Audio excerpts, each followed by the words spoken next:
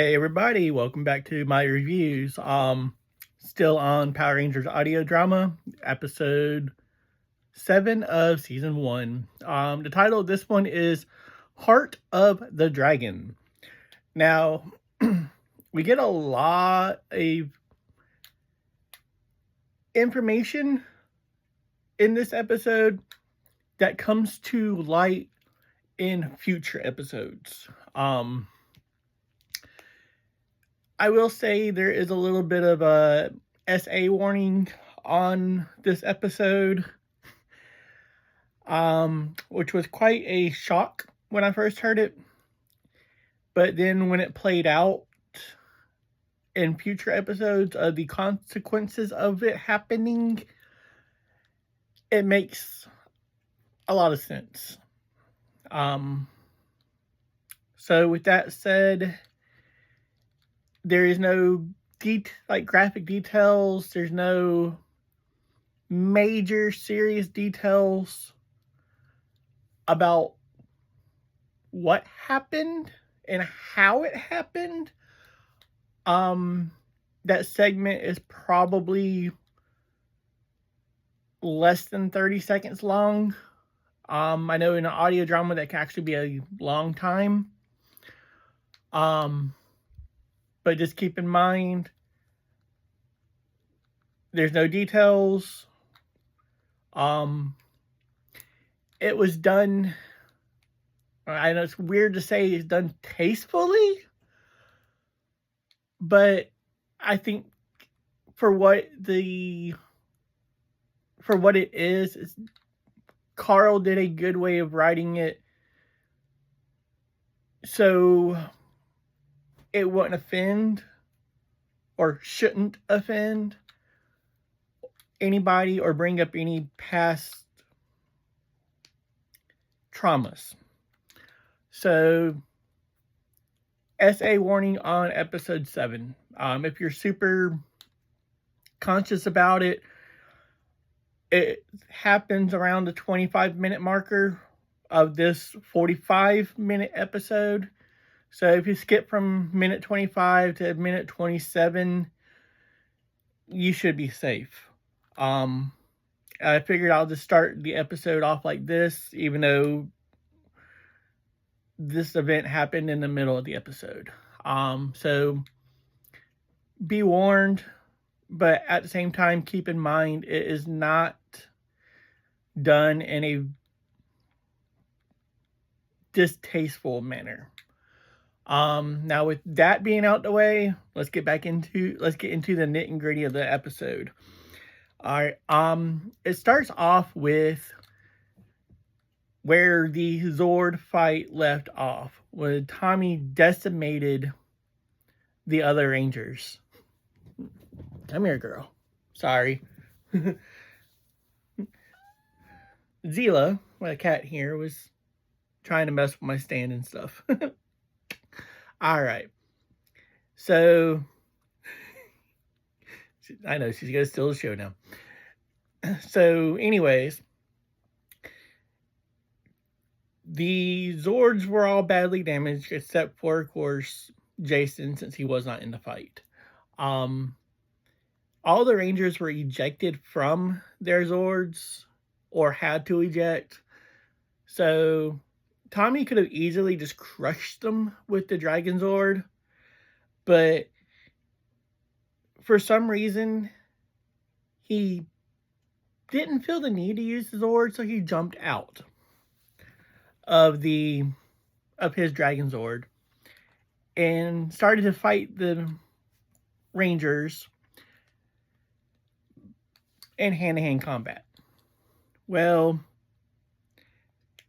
Kimberly's dad, after learning about them in the last episode, saves the day. He literally hits Tommy with a car. The car's totaled, so it gives you a little bit more aspect of how strong the Rangers are in their suits. He got hit full on by a car. Yeah, he got knocked down, had to get up, but no pain, no broken bones, no nothing, and the car is totaled. So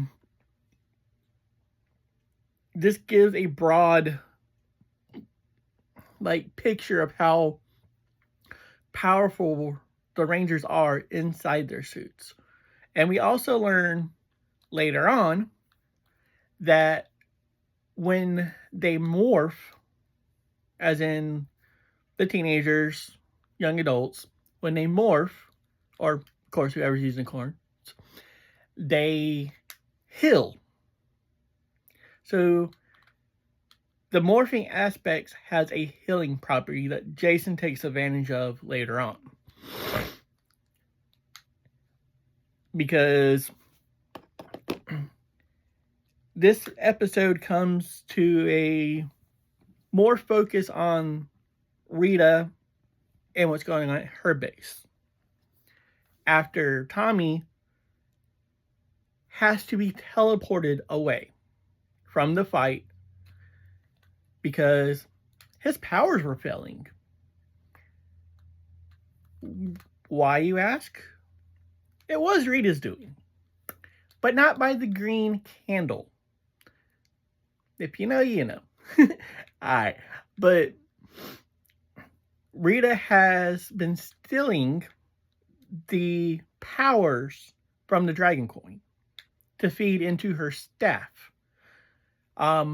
Yes, Rita's staff is now coming into play. And the description of it's the same as the show. So this, if you picture the show staff, that's good to use. So we find out that Rita got her staff from her mother, who got it from her mother, and so forth. But we also learn her staff was made by the same technology that made the power coins. And that the staff once had great power, but no longer does. Sorry, I'm looking at my time. The YouTube, will y'all see this carrying on? TikTok, y'all probably see this as a part 1 and a part 2. So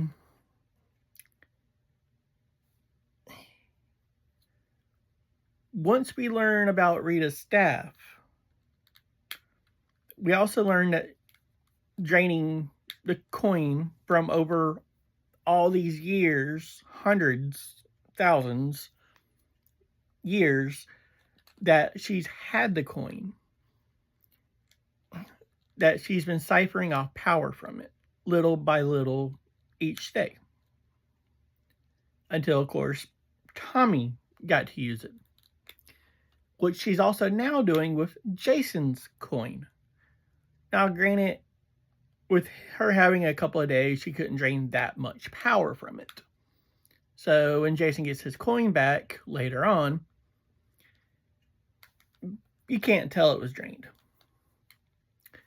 And we also find out about the teleportation watches that they've been confused with the communication watches. We find out the original crew and Tommy all have one of these watches.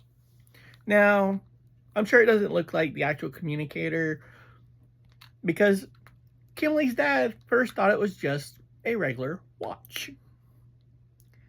So, in disguise, best place to hide something, in plain sight.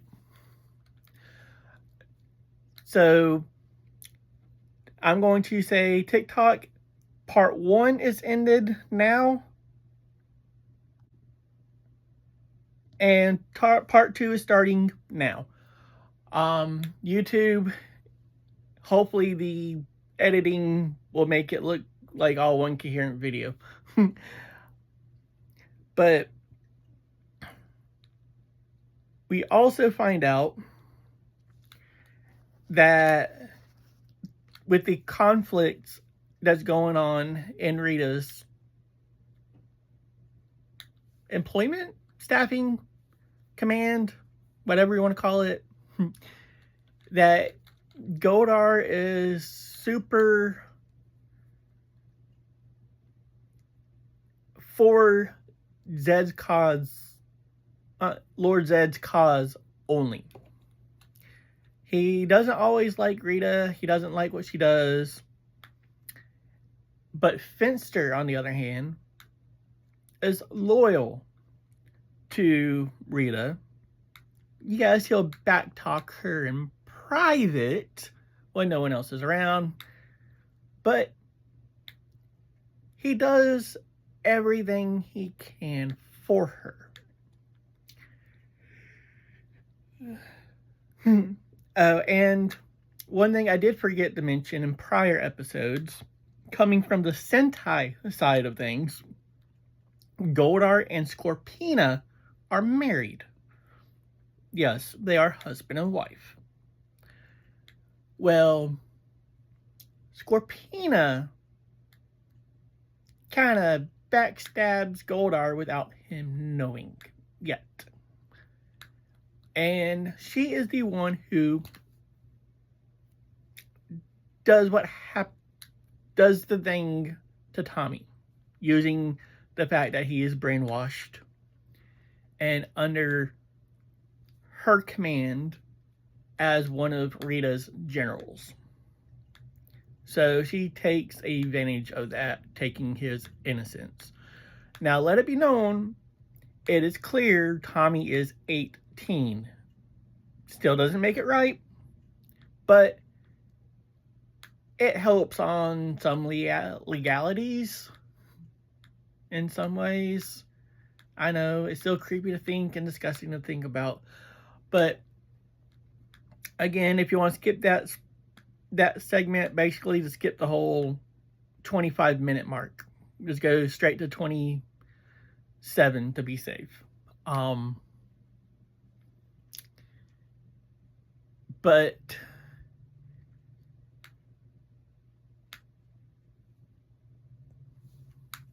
going to the Ranger side of things, after Tommy gets teleported away,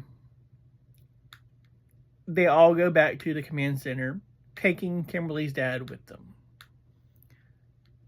Mostly to protect him at this point. The key points for this one, Billy gets Alpha fixed. And the way Carl wrote how Alpha got his body back was kind of genius. I won't really say that part because no spoilers. Even though I'm giving a lot of information away on this one. But you still got to hear this one. I think part of the reason why I'm giving so much information away on this one is in case if someone decides to skip the episode because of the SA, they still have an idea of what's going on if they go straight to episode 8.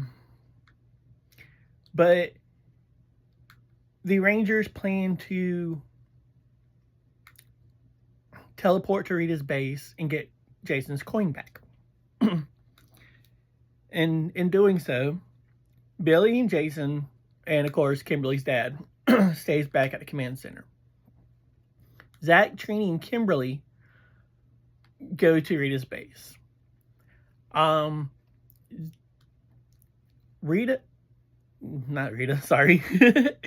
Trini finds the room where Tommy was brainwashed. Now, all three of them are suited up. So, when Trini first finds the room and starts trying to read the screen, she can't read it because it's all in Rita's and their language.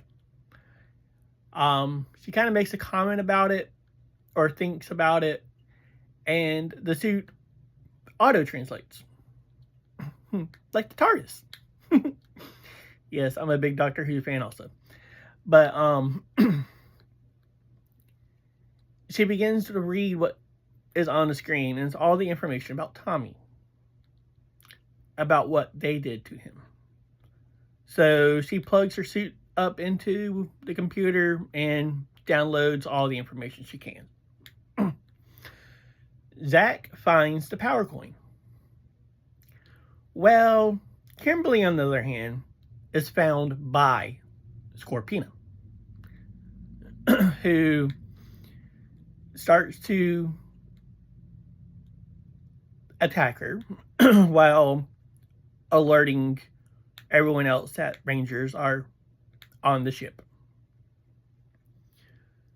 And also, while she's fighting Kimberly, she's mocking Kimberly because she also made Tommy talk some. It's implied, but no information about that conversation came to light yet. I think it does come in other episodes of what Tommy told her. But Scorpina knows that before Tommy was kidnapped by Rita, that Tommy and Kimberly were dating. So she starts using that to mock Kimberly about how she took Tommy's innocence to get in Kimberly's head to mess her up. And it does a number on Kimberly. But they all get teleported back. The three Rangers. Kimberly not telling anybody at the moment what happened. More so because of her dad. Jason gets the coin back. Morse, heals, and is okay. Trainee shares the information about Tommy to everybody. And Alpha reads the information, finds out about the computer chip, and they all agree that that is like the key point to breaking Tommy's brainwashing outside of him being conditioned. Again, Carl, make me wonder if you were MI6. I'm joking. I know most sci-fi suspense video movies that have any type of brainwashing kind of go into detail about stuff like that. Oh, and Tommy's also given the Sword of Darkness as a secondary power source because of his coin lacking power. So the sword finally makes an entrance. And the episode leaves off on a very nice cliffhanger. Because why not? Especially since all the episodes are continuous. Unlike the show where each week was a monster by monster. I'm not going to say what the cliffhanger is, but I'll have to expose it in the next episode. But anyways, even with the SA aspect on this episode, Carl did it very mindfully. I think that's the better word than tastefully. And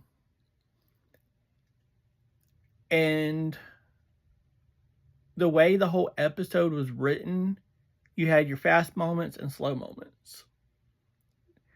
So it felt like it was longer than 45 minutes, but it was okay. And like the mental aspects of someone hearing about what happened, he did a good job of portraying that, especially in future episodes that I'm not going to spoil yet, and I'm going past time again. So this is a good place to leave it off. Hope everyone have a good day. Laters.